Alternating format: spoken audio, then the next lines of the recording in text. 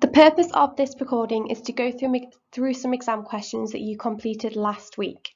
And these exam questions were looking at urban issues and challenges, and they were focusing more on the UK section as opposed to the NEE. So it might be worth having open the quiz that you completed, scanning through the questions to see which you got wrong, and maybe some that you didn't do as well as you'd have hoped. And you don't have to watch the whole video, you might just skip through to the questions that you didn't do as well on, and hopefully this video will plug in some misconceptions and will allow you to do better in your next quiz or test or whatever it is. Okay. So question 1 then was using a figure. So it said, study figure 4, a graph to show GCSE scores along a transect through a UK city, and it says to calculate the range. So when we're looking at the range, we're doing the biggest from the smallest. So the smallest one on here would be, I would say this one. So it's going up in 2s, so it's not 310 because that would be this line. It's not 308, which will be that line. It's in the middle of 308 and 306, which makes it 307. And then we're looking for the highest. Now there's 2 that are exactly the same. This one and this one. And this is 369. So we do a simple equation, 369, take away 307, and the answer is 62. Okay, so you had to use your math skills to work out the answer to this question. Question 2 then was study figure 4, so we're looking at the same figure as before, and it says, using figure 4 and your own knowledge, suggest reasons for inequalities in education in urban areas of the UK. So generally you're getting, you're not going to get more than 2 marks, so you're going to get less than 2 marks if no reference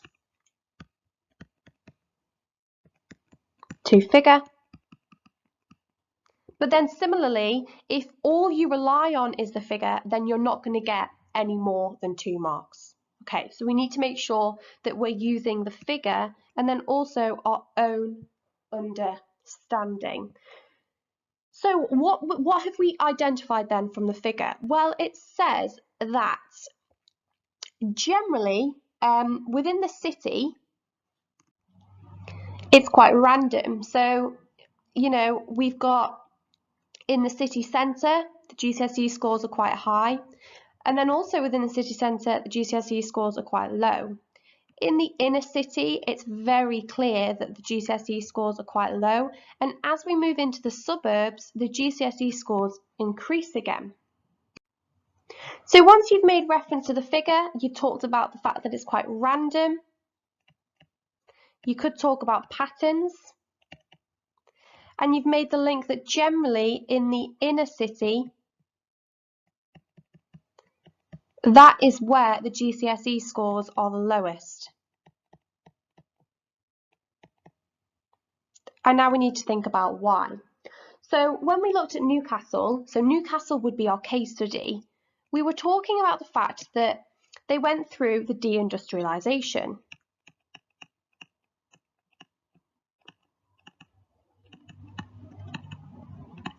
And the fact that a lot of coal and shipbuilding closed down, so all the factories closed down, which meant that a lot of people were left unemployed. Now, if unemployment rates are quite high, that's going to lead to what we would call a spiral of decline. And we need to talk about the spiral of decline and then link it back to the question about how there are inequalities in education. So if there's a deindustrialisation, it leads to a spiral of decline, and it also leads to deprivation. So if there's lots of areas or pockets of areas that are deprived, it means there's going to be access to poor or poorer education, okay, which will directly impact their GCSE results. You could talk about the fact that if there's been a deindustrialization, there's going to be a lack of people with jobs, so there's going to be lower unemployment rates, which means that there's going to be lower access to healthcare, possibly, or generally poor health.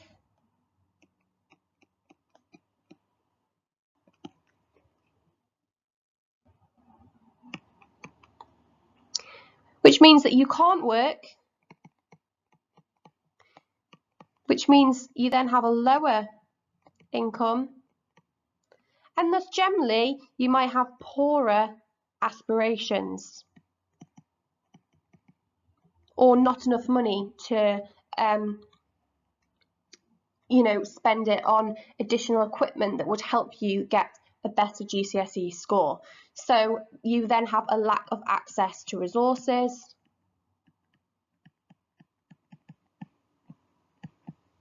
which then means that your GCSE results may be lower. So urban change has gone hand in hand with the impact and what this has done to GCSE scores. So when we're talking about this question, we're talking generally about urban change and how as areas go through a deindustrialization, which impacts generally the city centre and the inner city, that is going to have an impact on those GCSE grades. And you can see that here. It's the city centre and the inner city that's impacted the most.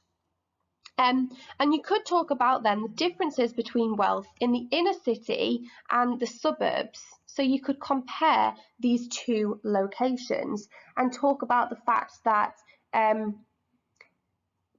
might have access to better housing, better employment, better opportunities, therefore their aspirations are higher, and that will have a direct impact on their GCSE grades, which is suggested from the bar charts here.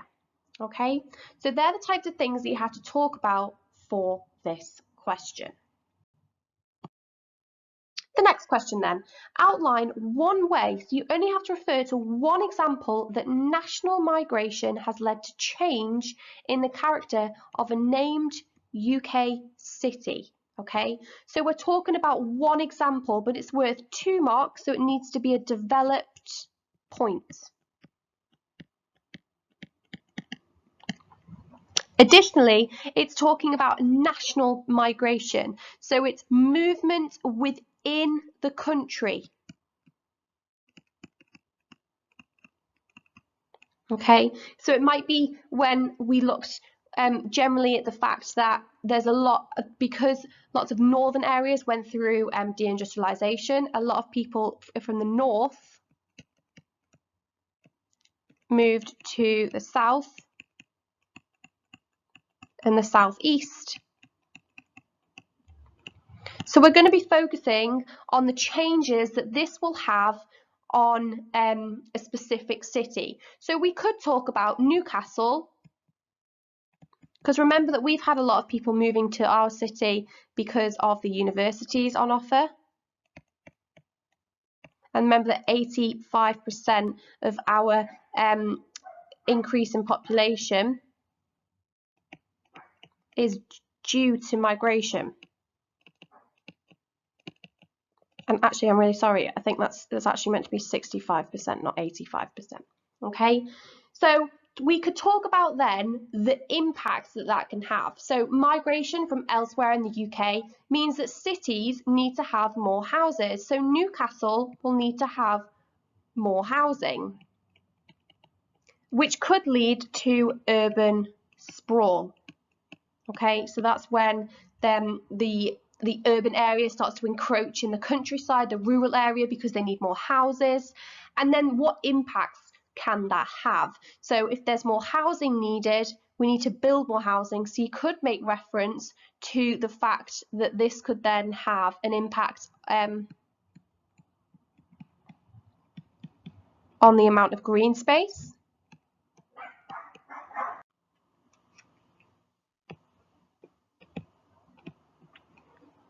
And you could talk about, your example could be the Great Park. So Newcastle, Great Park. Okay, you could also talk about the pressure that it puts on transport.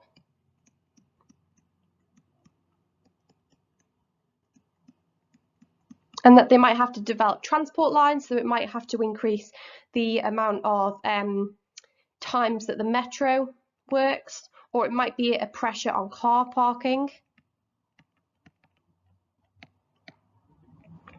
Okay, but remember that it's just talking about the character, so how has it changed? Okay, and you'd only have to talk about one of these points for your 2 marks. Okay then, so the final question. So this question says, to what extent has urban change created environmental challenges in a UK city that you have studied? Now the city that we have looked at is Newcastle. Okay, and we're talking about environmental challenges. So we're talking about things like, I'm actually going to put these in this little box here, urban sprawl. So remember that urban sprawl is when that's like that unplanned growth.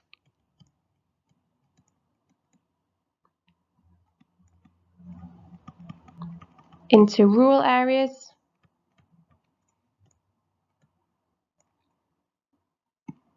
You might want to talk about the fact that it could lead to people building on greenfield sites. So remember that greenfield sites are sites that have never been developed on previously. It could lead to pollution. So we have more people, we're going to have more houses, more cars, more energy being emitted. And then it can also lead to problems with waste disposal. So these are all the challenges that we could have spoke about when we were looking at the problems with urban change. Now remember that this question is a to what extent. So you have to say why you agree and also why you, oh, that's not how you spell disagree, why you disagree. So the first thing you would need to do is introduce your case study. So you would do the load, which is your locate Newcastle. And then you would have to talk about how on the one hand you agree, then on the alternative hand how you disagree, and then you'd have to come to a decision. Do you agree or disagree, and why? But the bulk of the information that we will be talking about is about environmental challenges. So you can see on the screen, these are a bank of things that you could have referred to when you're talking about environmental challenges. So all of this information could have been included in your paragraph when you talked about why you agree with the question. Okay, so you might have had 2 paragraphs. You might have had 1 paragraph talking about derelict land, and that derelict land can become a hotspot for crime. Okay, which is obviously then going to make the area not feel very attractive. It could lead to lots of issues. What else could it lead to? So let's see what else the problems that it could lead to. It can spoil the reputation of a place if there's derelict land. You know, if there's lots of people moving into an area, it's also going to lead to urban sprawl. So why is urban sprawl a problem? Well, we're building on space that could have been used for something else. So, you know, it could lead to other communities feeling isolated. Okay, it could lead to things like the Great Park, which is good, but then it puts pressure on transport. It leads to a loss of green space. These are all the challenges associated with Newcastle's population increasing in size. Then we need to move on and think about actually why we disagree with this question. So when you're disagreeing with the question, and I am aware I'm starting to run out of space, you could talk about the economic challenges or the social challenges. Okay, so there's lots of different elements that you can refer to when you're answering this question, but it's about making sure that if you didn't make reference to a case study, so you didn't include key facts and key terms, if you didn't talk about why you agreed with the question and why you disagreed with the question, then that would have had an impact on your overall mark out of 9. And also remember that you get 3 marks for spelling, punctuation and grammar. So by breaking your answer into 4 paragraphs, your locate, your agree, your disagree and your decision paragraphs, and then also using keywords from the question, that would also have allowed you to get an additional 3 marks, which could have improved your score. Hopefully this video helps you, and if you have any questions about the work whatsoever, please send me a message on It's Learning.